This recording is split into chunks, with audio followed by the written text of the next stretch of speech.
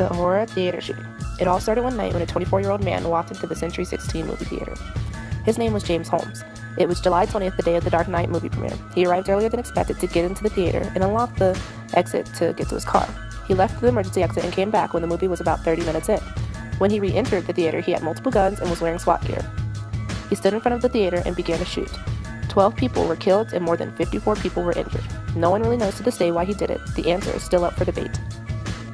While researching information about this event, many heroes and villains were created. Majority of the sources tried to avoid who the real shooter is. They tried to bring good things about him to make him seem like he was the good guy. All of my sources but one are actually avoiding who actually did the crime. Some are looking toward the theater for blame, the psychiatrist, the government, and even the mentality of Mr. James Holmes.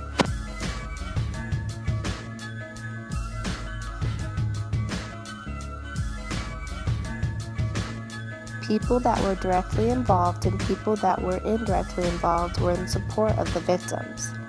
The victims of the shooting were looked highly upon. Even the 12 victims that were killed were heroes no matter what age. Many celebrities posted Facebook posts to support the people involved in this situation, even Batman himself. Kaylee Kuko said, "Colorado, OMG, praying for the families. This is sick." Chris Evans said, "What the hell is happening? My heart is completely shattered. All of my thoughts and prayers are with the people of Aurora." These celebrities weren't going to attack the victims. They wouldn't do that because that would make them seem insensitive, and many people would dislike them after the post. And it wouldn't be right for them to do that after such a tragic event.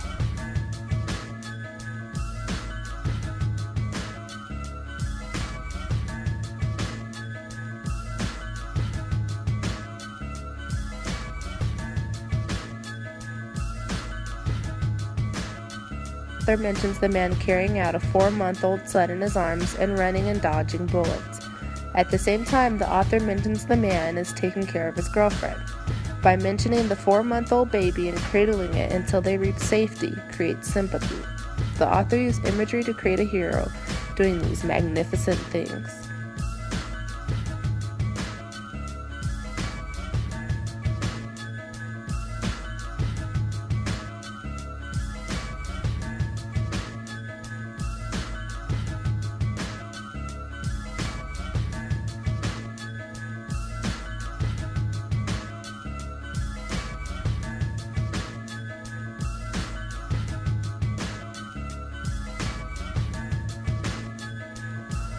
Also, James Holmes' mother uses pathos by only pulling out the good things about her son to create a hero.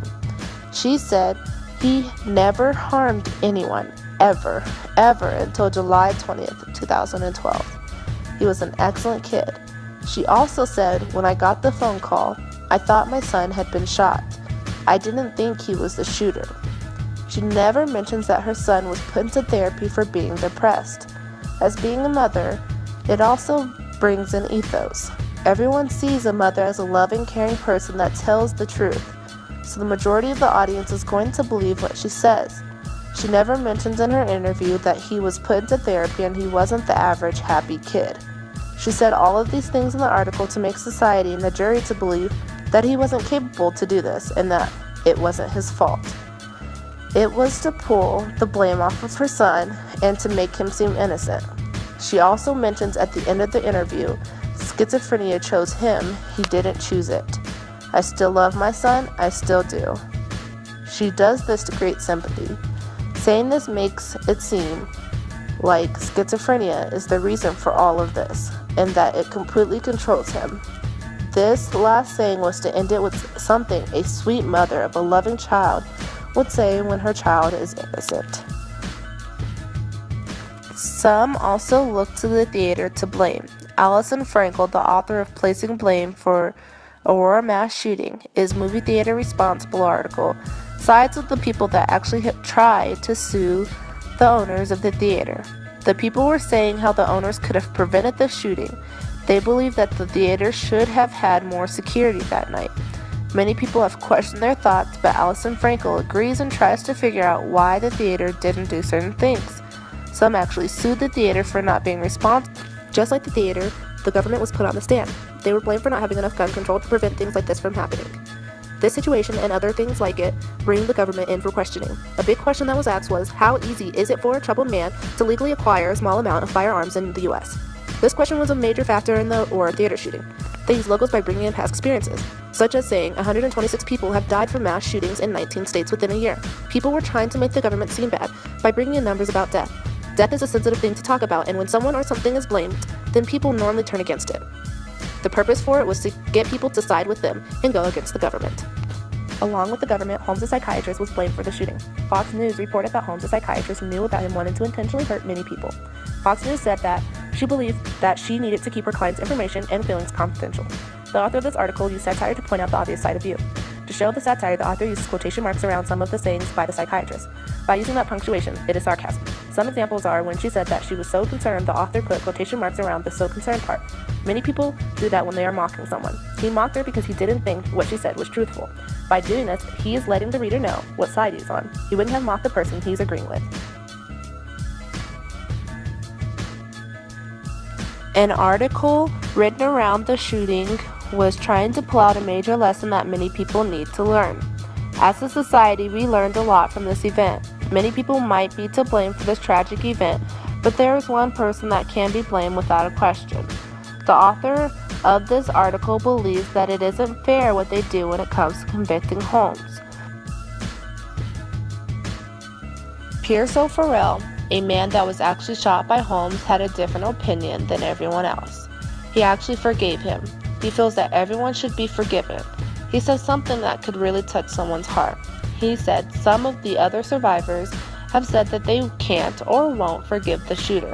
Reporters are contrasting him against other survivors, so it is important to understand what Jesus says about forgiving. O'Farrell does this because he wants people to give him a chance.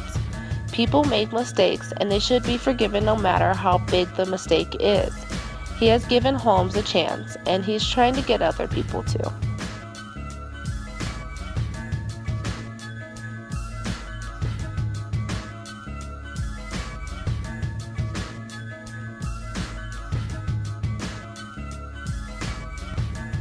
Just like O'Farrell, I was there the day of the shooting. As someone that was directly involved with the shooting, I noticed that at the beginning of the event, many people were putting their efforts and money towards the victims of the shooting. They were sending out their prayers and doing anything to support the community. Towards the end of the event, many people brushed it off. It wasn't forgotten, but people moved on. During the month of July on the 20th, people go to the theater shooting memorial and show their respect to the people that died. It is just like any other tragic event, but as many people say, the name and the face of James Holmes will never be forgotten.